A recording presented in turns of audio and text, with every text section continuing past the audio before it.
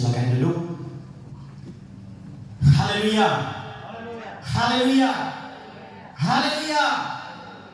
Puji Tuhan, salam sejahtera buat kita semua. Salam bahagia. Puji Tuhan, jemaat Tuhan yang diberkati Tuhan. Pagi hari ini tentunya saya sangat bersyukur kepada Tuhan, dimana kalau saya boleh ada sehat kuat sampai hari ini, semua semata-mata karena kemurahan Tuhan. Dan saya sangat percaya bahwa kita semua juga kalau boleh ada, semua karena kemurahan Tuhan. Amin.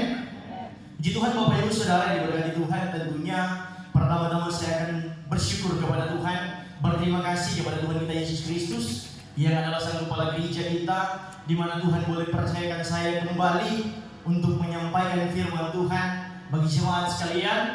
Dan saya juga berterima kasih kepada Bapak dan Ibu Gembala selaku pimpinan gereja, bahkan semua pengurus yang ada, juga semua jemaat Tuhan yang ada yang boleh mempercayakan saya untuk menyampaikan firman Tuhan.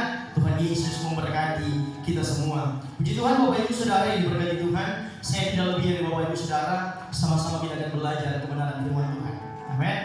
Pagi hari ini saya akan berbicara tentang sabar. Haleluya. 9 sifat orang sabar.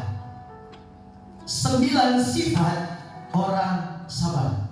Ada 9 poin berkat Tuhan buat kita semua pagi hari ini.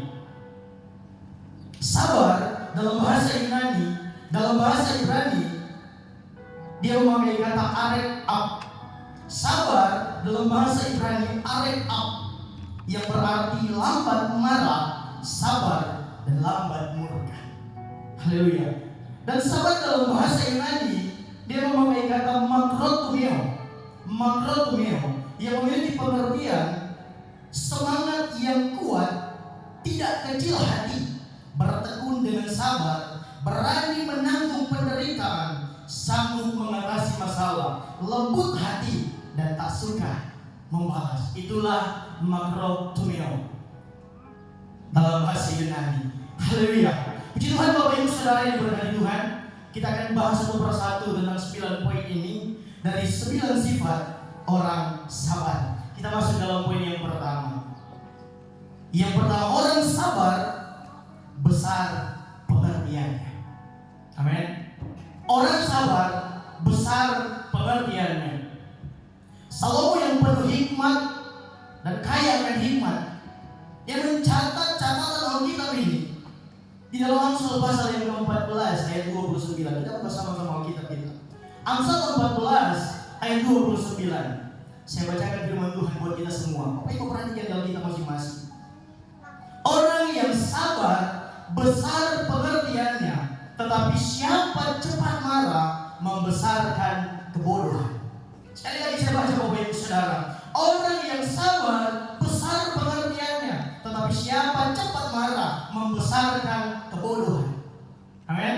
Orang yang sabar besar pengertiannya. Orang yang sabar adalah orang yang cerdik, orang yang penuh dengan hikmat, orang yang penuh dengan pengertian, orang yang bijaksana tentunya. Haleluya.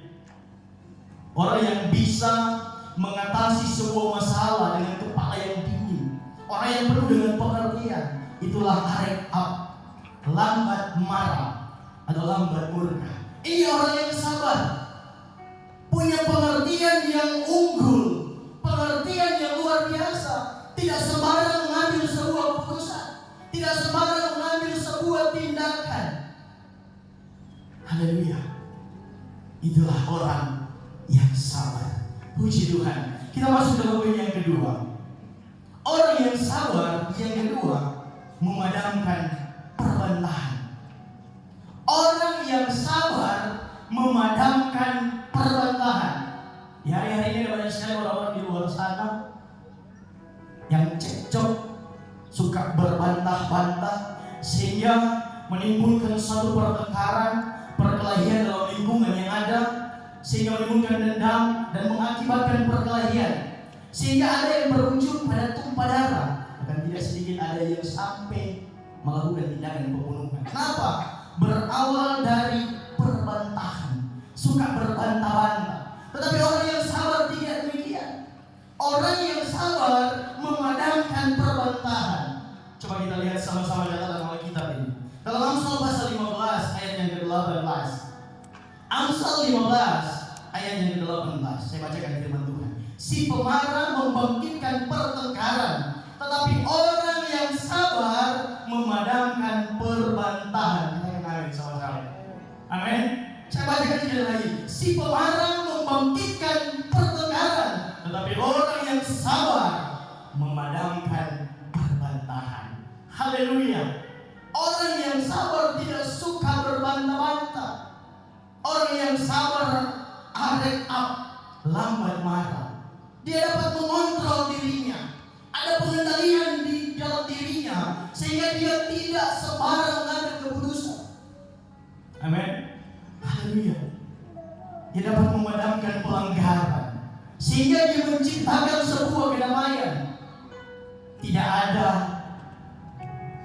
yang membuat dia sembarang mengambil keputusan. Ini orang yang sabar. Haleluya. Memadamkan perbantahan. Anak-anak Tuhan harus sabar. Amin. Gereja-gereja Tuhan harus sabar. Di dalam lingkungan kita, pergaulan kita, dalam kita bersosialisasi, dalam kita hubungan pertemanan, hubungan kita dalam keluarga, dan kalau ada hal yang seperti ini, ada perbantahan yang terjadi antara suami dan istri, anak dan orang tua. Kadang-kala ada yang seperti ini antara teman, sahabat. Kadang-kala ada yang terjadi seperti ini, teman-teman. Kadang-kala ada yang terjadi seperti ini, Bapak Ibu Saudara. Tapi orang yang sabar dapat memadamkan perbantahan. Amin. Haleluya. Kita masuk dalam poin yang ketiga. Orang yang sabar memaafkan pelanggaran. Katakan amin. Orang yang sabar memaafkan pelanggaran. Haleluya. Sebenarnya Bapak Ibu Saudara yang berkati Tuhan, seorang pemenang adalah dia yang maju terlebih dahulu, paling depan, meminta maaf. Salah atau tidak salah, ialah pemenangnya. Orang yang sabar memaafkan pelanggaran. Amin. Dia adalah orang yang unggul di dalam Tuhan. Glory, haleluya. Amsal pasal 19 ayat yang ke-11 mencatat hal ini. Amsal 19 ayat yang ke-11. Saya bacakan firman Tuhan. Akal budi membuat seseorang panjang sabar, dan orang itu dipuji karena memaafkan pelanggaran. Katakan amin. Haleluya. Saya bacakan sekali lagi. Akal budi membuat seseorang panjang sabar, dan orang itu dipuji karena memaafkan pelanggaran.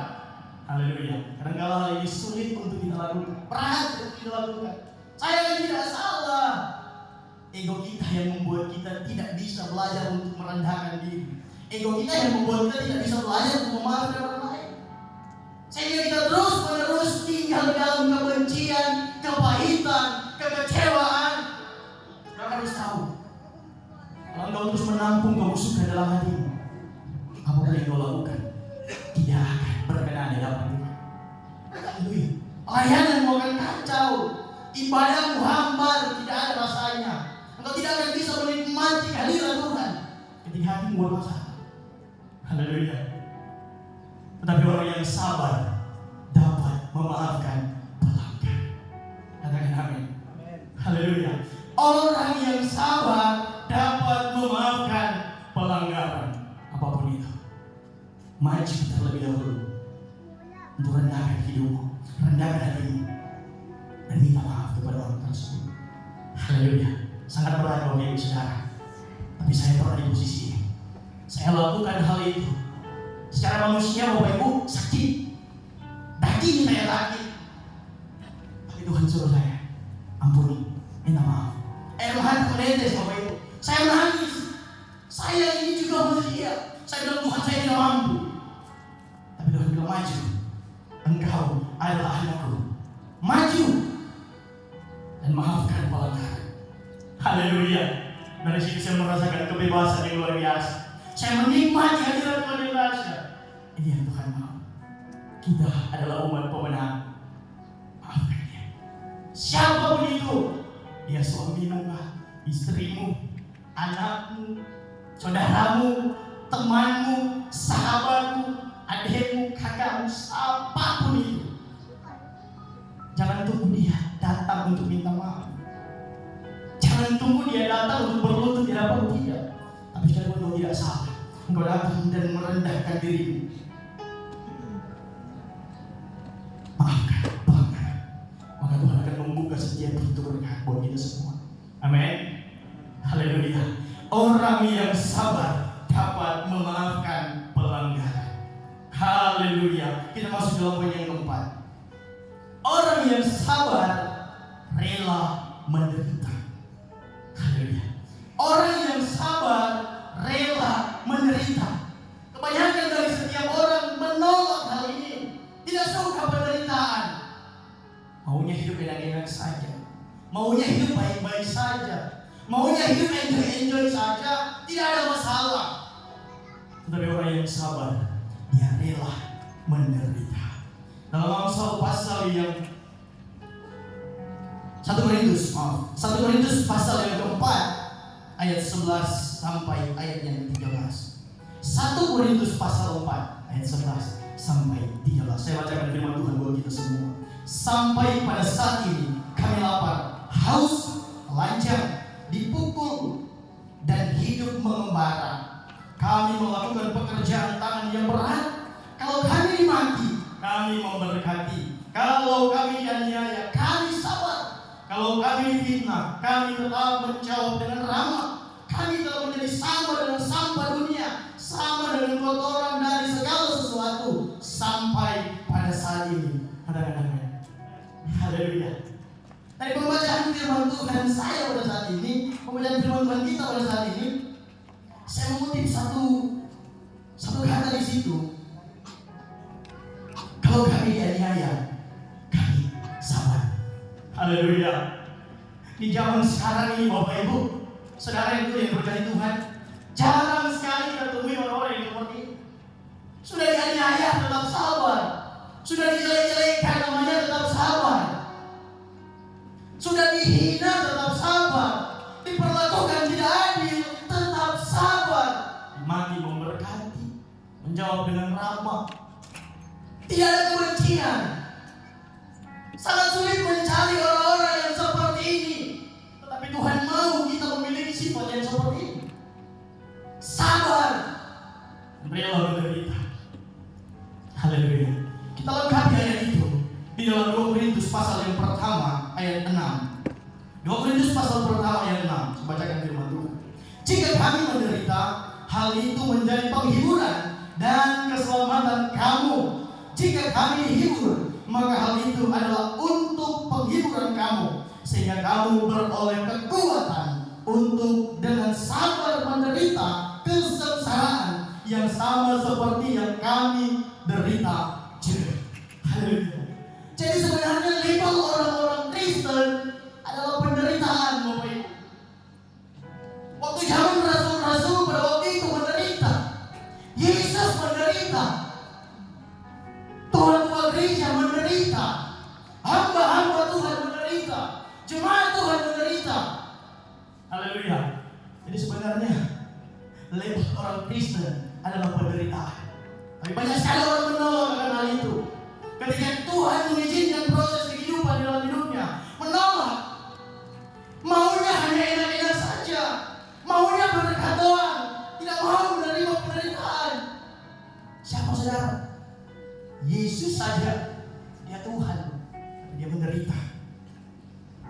Dia menderita. Dia dicambuk, dipukul, disisa, diludahi, disalib. Bahkan dia mati untuk kita semua. Haleluya. Siapa kita untuk menolak penderitaan? Sehingga kadang-kadang ketika penderitaan itu datang, sudah mulai ada sungut-sungut, kecewa sama Tuhan. Tuhan tidak ada, Tuhan tidak tolong saya. Saya mau katakan saudara, penderitaan harus engkau alami. Jangan tolak.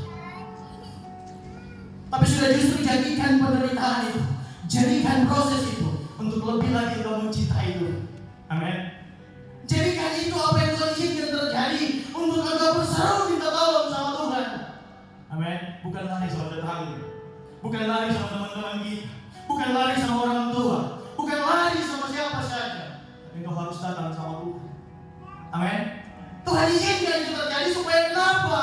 Supaya kita bisa berlutut di kaki Tuhan. Supaya kita bisa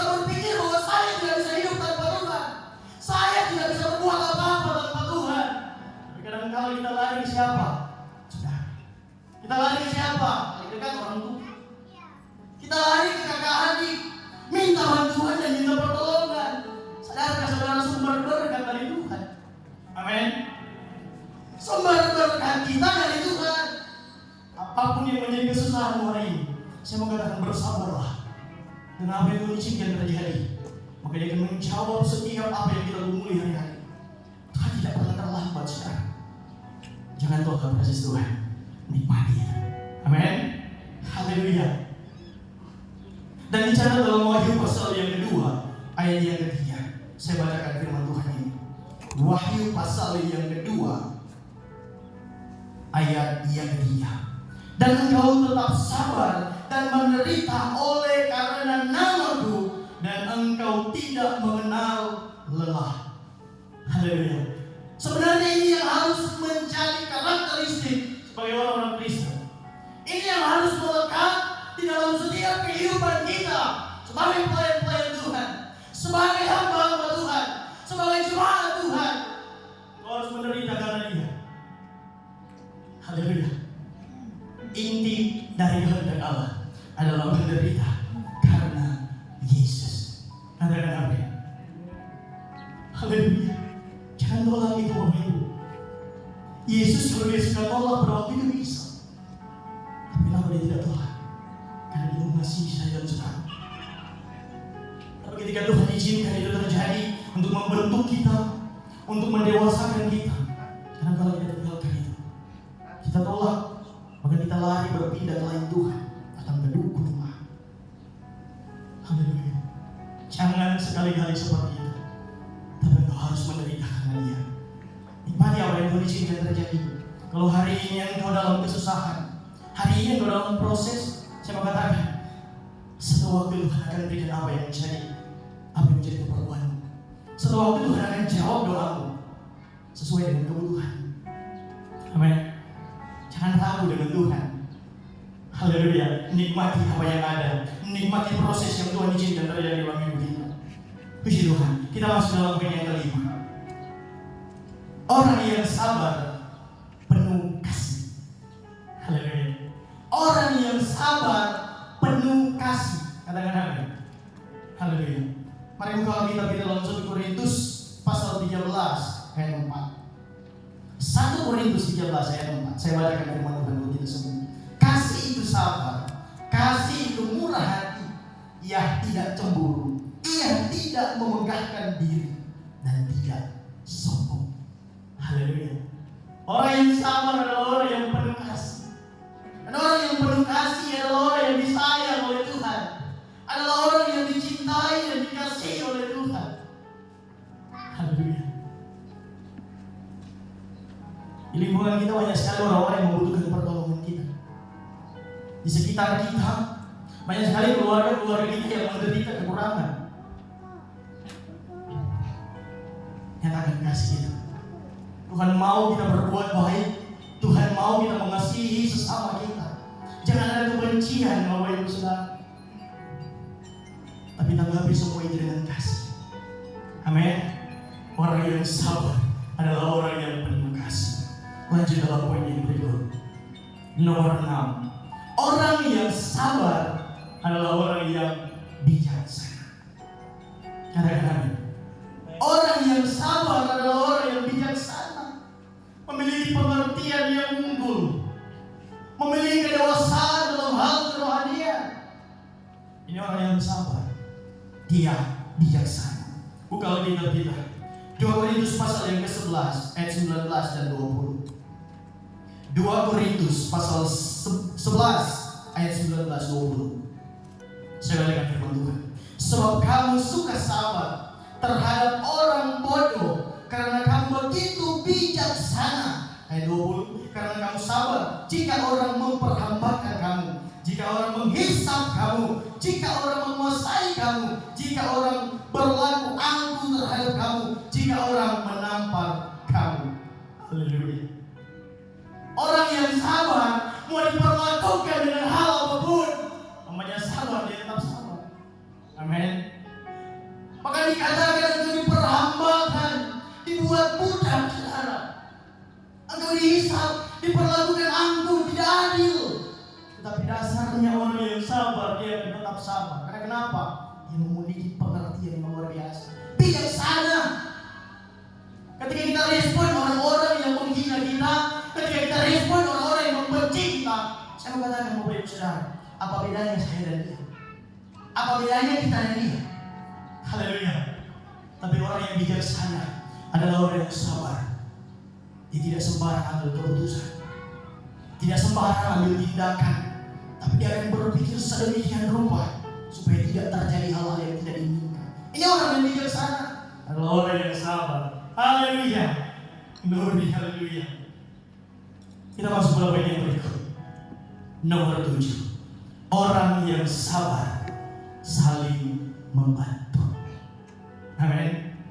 Orang yang sabar saling membantu. Dia tidak kikir, Bapak Ibu Saudara. Tidak pelit. Orang yang sabar, dia akan merasa gelisah ketika dia tidak membantu. Dia akan merasa tidak tenang ketika dia tidak menolong sesamanya. Ketika dia tidak menolong orang-orang yang sedang kesusahan yang dia lihat. Ini orang yang sabar, saling membantu. Ada sifat yang melekat dalam dirinya, itu suka menolong, suka membantu. Coba buka kitab kita, Efesus pasal yang keempat ayat yang kedua. Dengar baik firman Tuhan ini. Hendaklah kamu selalu rendah hati, lemah lembut dan sabar. Tunjukkanlah kasihmu dalam hal saling membantu. Katakan amin. Haleluya. Orang yang sabar dia adalah orang yang suka membantu, saling membantu dan saling menolong. Kalau ada orang-orang yang di sekitar kita yang membutuhkan pertolongan kita, akan jauh lebih indah lagi ketika kita menolong sebelum tangannya terulur minta tolong. Amin. Sebenarnya kita peka, tapi kadang-kadang kita egois. Tapi anak-anak Tuhan, saya percaya adalah anak-anak Tuhan yang suka menolong, adalah anak-anak Tuhan yang suka membantu sesama kita. Amin. Maka belajarlah sabar dari saat ini. Haleluya. Kita masuk dalam poin yang berikut. Nomor 8. Tekun. Orang yang sabar adalah orang yang tekun. Tekun dalam pekerjaan, tekun dalam usaha, tekun dalam pelayanan, tekun dalam beribadah, dan tekun dalam hal apapun itu. Ini orang yang sabar. Bukalah kitab kita, Kolose pasal yang pertama ayat 11 dan 12. Kolose pasal yang pertama ayat 11 dan 12. Saya bacakan firman Tuhan. Dan dikuatkan dengan segala kekuatan oleh kuasa kemuliaannya untuk menanggung segala sesuatu dengan tekun dan sabar. Ayat 12. Dan mengucap syukur dengan sukacita kepada Bapa yang melayakkan kamu untuk mendapat bagian dalam apa yang ditentukan untuk orang-orang kudus di dalam kerajaan terang. Haleluya. Orang yang sabar adalah orang yang tekun. Bertekunlah dalam pelayanan, tekunlah dalam pekerjaanmu, tekunlah dalam usahamu, tekunlah dalam apapun juga. Karena itu adalah bagian dari orang yang sabar. Itu adalah salah satu sifat orang yang sabar. Dia tekun. Haleluya. Kita masuk dalam poin yang ke-9 atau yang terakhir. Nomor 9. Orang yang sabar, sabar menanti. Sabar menanti. Orang yang sabar tidak gelisah, Bapak Ibu Saudara. Orang yang sabar tidak gelisah, tapi dia akan tetap sabar menanti. Dia akan tetap sabar menunggu. Tidak tergopoh-gopoh, tidak terburu-buru, tapi dia akan tetap sabar menanti. Coba kita lihat catatan nama kita. Yakobus pasal yang kelima ayat 7 dan 8. Yakobus pasal yang kelima ayat 7 dan 8. Dengar baik firman Tuhan ini. Karena itu saudara-saudara, bersabarlah sampai kepada kedatangan Tuhan. Sesungguhnya petani menantikan hasil yang berharga dari tanahnya, dan ia sabar sampai telah turun hujan musim gugur dan hujan musim semi. Ayat 8. Kamu juga harus bersabar dan harus menentukan hatimu, karena kedatangan Tuhan sudah dekat. Kita akan amin sama-sama. Haleluya. Orang yang sabar tidak terburu-buru. Orang yang sabar tidak cemas dengan apa yang akan terjadi, tapi dia akan tetap sabar menanti. Ini dicontohkan bagi seorang petani. Petani kalau menanam sebuah pohon atau buah, itu ada prosesnya, Bapak Ibu. Tidak langsung tanam ini hari, kemudian minggu depan panen hasilnya, tidak demikian. Tapi ketika dia tanam, Dia akan membersihkan tanahnya. Dia akan merawat pohonnya dengan pupuk-pupuk yang unggul. Dan dia akan sabar menunggu pertumbuhan pohon yang ada. Ada pertumbuhan jangka pendek, ada pertumbuhan jangka menengah, dan ada juga pertumbuhan yang jangka panjang. Itu berbeda-beda, Bapak Ibu. Dan dia akan sabar menunggu sehingga pohon itu bisa bertumbuh besar dan bisa menghasilkan buah. Kemudian ketika menghasilkan buah, dia akan memetik buah itu dan dia menikmati hasilnya. Sama halnya dengan kehidupan kita. Ketika kita menantikan kedatangan Tuhan yang kali yang kedua, kita akan tetap sabar menunggu. Kita akan terus merawat itu, pertumbuhan kita. Dalam kegiatan ibadah, dalam kegiatan rohani, dalam pelayanan, dalam bentuk apapun itu. Engkau sabar menanti kedatangan Tuhan. Amin. Ia akan menjemput kita pada kali yang kedua, menjadi pengantin surga. Katakan amin. Haleluya. Bersabarlah dan tunggulah kedatangannya. Jangan terburu-buru dan jangan terlalu tergopoh-gopoh. Jangan terlalu ambisi akan hal itu. Tapi engkau harus bersabar menunggu karena kedatangannya sudah dekat. Katakan amin. Kasih kemuliaan yang meriah buat Tuhan kita Yesus Kristus. Haleluya. Haleluya. Puji Tuhan. Amin. Firman Tuhan. Tuhan Yesus memberkati kita semua. Tutup Alkitab kita. Haleluya. Saya ingin mempunyai musik, singer, spell, maju ke depan. Kita mau menyembah Tuhan. Saya minta waktu sedikit